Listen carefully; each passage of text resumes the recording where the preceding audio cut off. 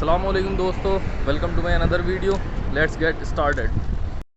اللہ رب العالمین کے لیے بیان کرتے ہیں اور گواہی دیتے ہیں کہ وہ ایک ہے اور اس کا کوئی شریک نہیں.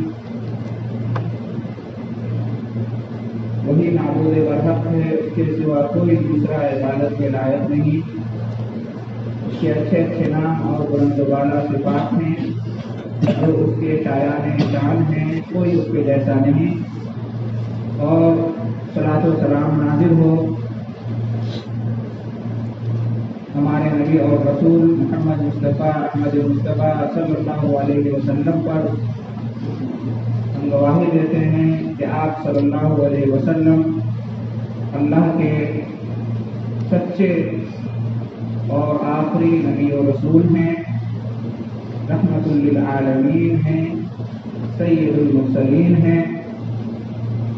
اور اللہ کی رحمتیں اور برکتیں نازل ہوں آپ کے آل اطہار پر اور صحابہ کرام رضی اللہ عنہم اجمعین پر.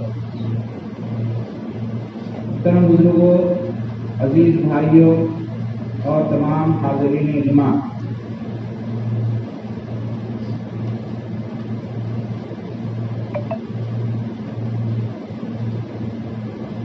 آج کے مسلمانوں کے جو حالات ہیں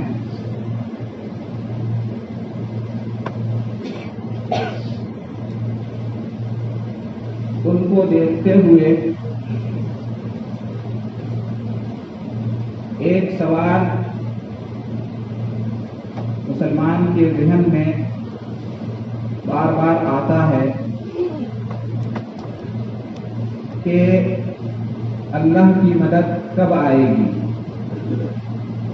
اللہ کی مدد کیوں نہیں آ رہی ہے؟ مسلمانوں پر اتنا ظلم اور زیادتی ہو رہی ہے،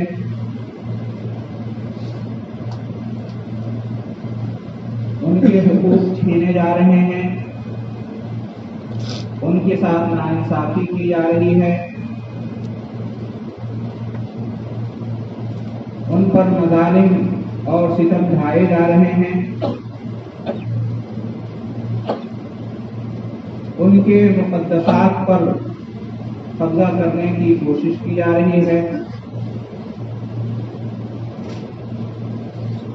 لیکن اس کے باوجود مسلمان بے یار و مددگار نظر آتے ہیں. تو اللہ کی مدد کب آئے گی؟ اللہ کی مدد کیوں نہیں آ رہی ہے؟ جبکہ خود اللہ رب العالمین کا وعدہ ہے کہ نصر من اللہ و فتح قریب، اللہ کی طرف سے مدد اور فتح قریب ہے. اور وَكَانَ حَقًّا عَلَيْنَا نَصْرُ الْمُؤْمِنِينَ، ہم یقیناً ایمان والوں کی مدد کریں گے. یہ اللہ رب العالمین نے وعدہ کر رکھا ہے. باوجود اس کے ہم دیکھ رہے ہیں کہ آج مسلمانوں کو مدد کی ضرورت ہے، لیکن انہیں بظاہر مدد نہیں پہنچ رہی ہے. محترم حضرات، آئیے جانتے ہیں قرآن اور حدیث کی روشنی میں کہ مدد نہ ہونے کی وجوہات کیا ہیں، اللہ کی مدد سے محرومی کے اسباب کیا ہیں، اللہ کی مدد کب آئے گی.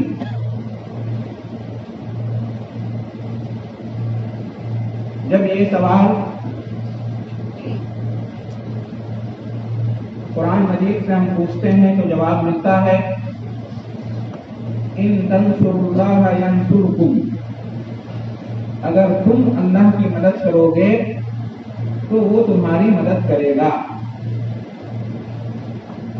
اسی طرح سے جب ہم یہ سوال پوچھتے ہیں حدیث رسول صلی اللہ علیہ وسلم سے تو جواب ملتا ہے احفظ اللہ یحفظک، تم اللہ کی حفاظت کرو تو وہ تمہاری حفاظت کرے گا. تو سنا آپ نے قرآن اور حدیث دونوں ہمیں یہی بتا رہی ہے کہ اللہ کی مدد یوں ہی نہیں آئے گی. اللہ نے مدد کا وعدہ کر رکھا ہے اور یقیناً کر رکھا ہے، اور اللہ کا وعدہ سچا ہے، اس میں کوئی شک نہیں.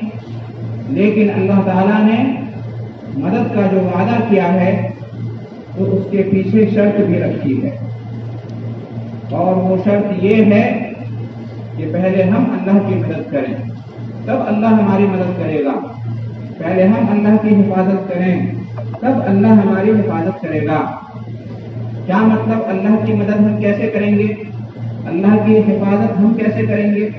اللہ تعالیٰ تو بے نیاز ہے، اللہ تعالیٰ کمزور نہیں ہے کہ اس کی مدد کی جائے.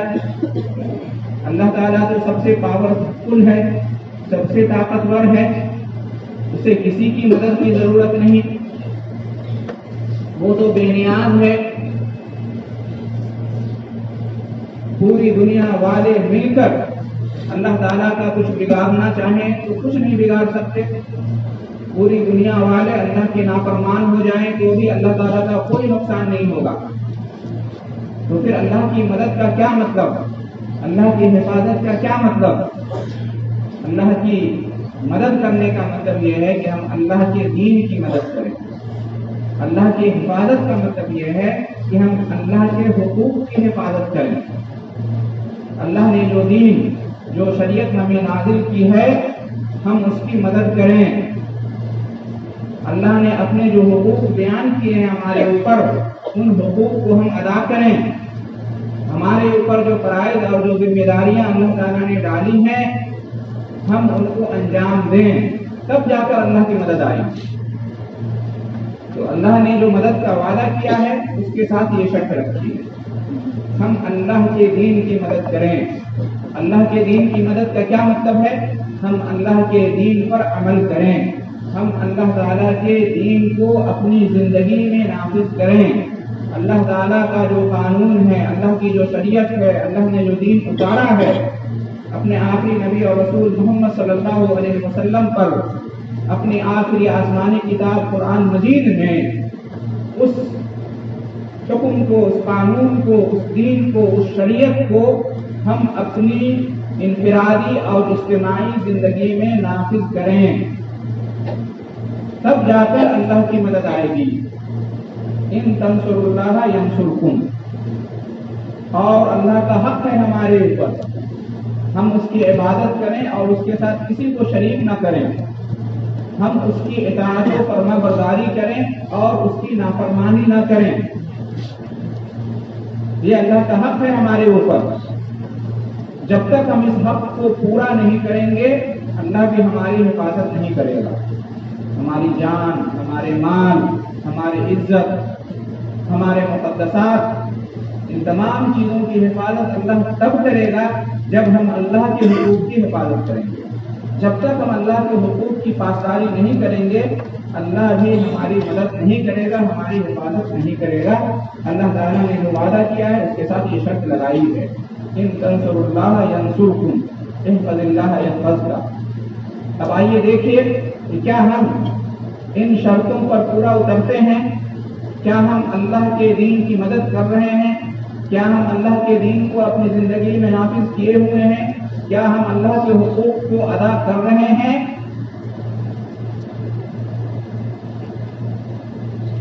پوری قوم اور ملت، پوری امت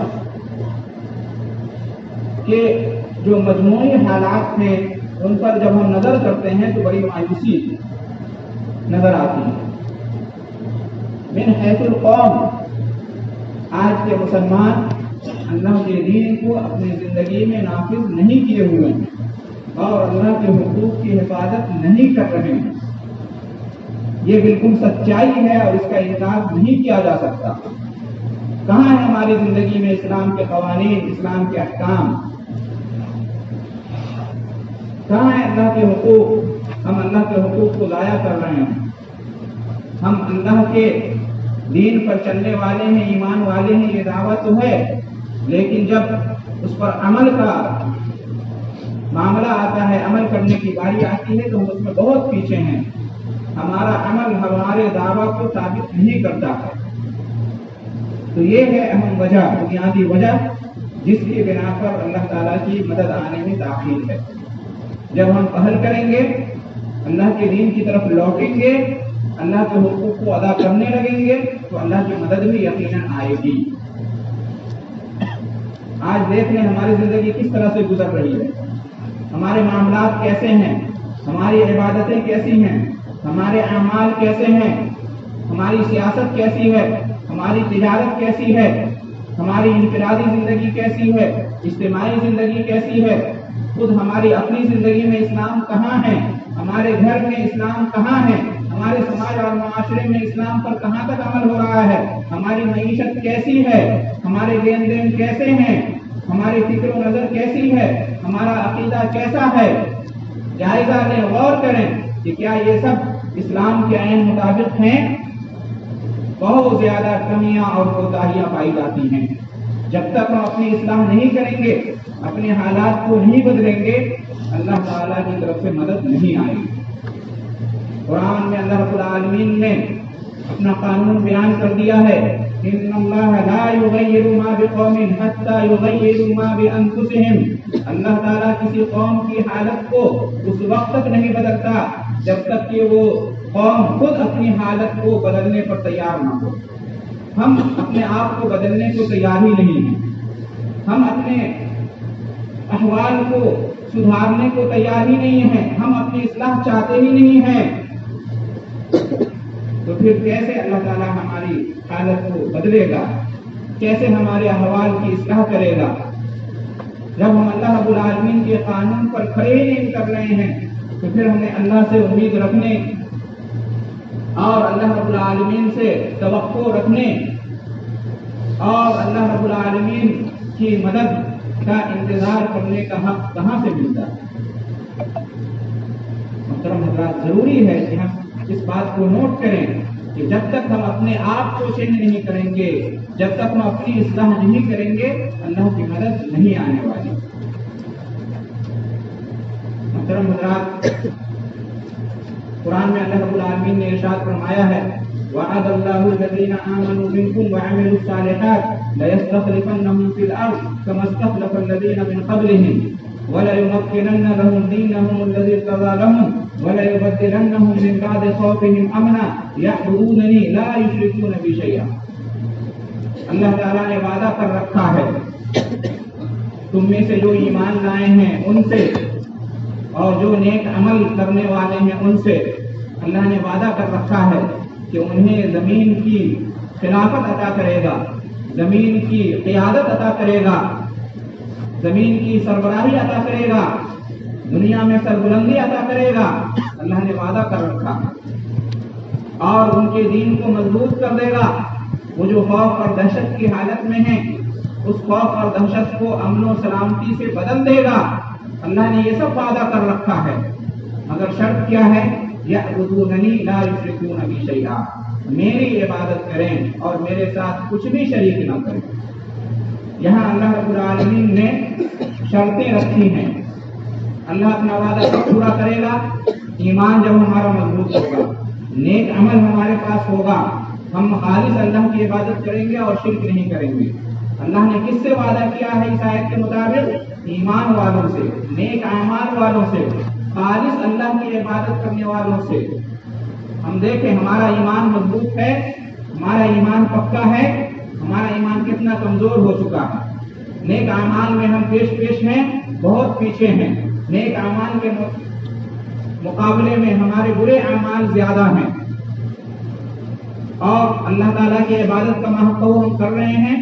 ایک نماز کا معاملہ ہی دیکھ لیجئے، 5 وقتہ نمازوں کی پابندی اکثر و بیشتر مسلمان نہیں کر رہے ہیں، تو پھر کیسے اللہ کی مدد آئے گی؟ خاص طور سے برے حالات میں تو اور زیادہ نماز کی پابندی کرنی چاہیے اور نماز کے ذریعے سے اللہ کی مدد مانگنی چاہیے۔ قرآن میں اللہ رب العالمین نے ارشاد فرمایا ہے، یا ایھا الذین آمنوا، اے ایمان والو، استعینوا بالصبر والصلاۃ، صبر اور نماز کے ذریعے سے اللہ کی مدد چاہو۔